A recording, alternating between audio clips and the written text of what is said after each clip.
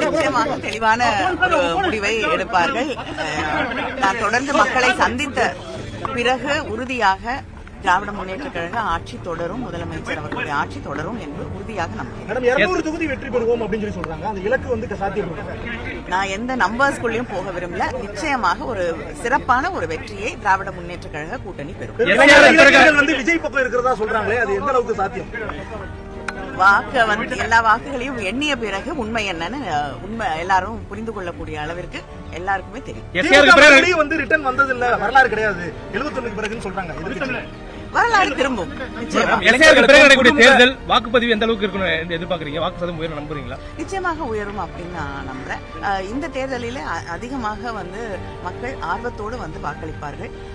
திராவிட முன்னேற்ற கழக ஆட்சி தொடர வேண்டும் என்று நினைக்கக்கூடிய மனநிலையிலே தமிழ்நாடு முழுவதும் இருக்கக்கூடிய மக்கள் இருக்கிறார். முதல் முறை வாக்காளர்களுக்கு நீங்க என்ன நினைச்சவங்க வாக்களிங்கன்னு சொல்லுவது? வாக்களியுங்கள்.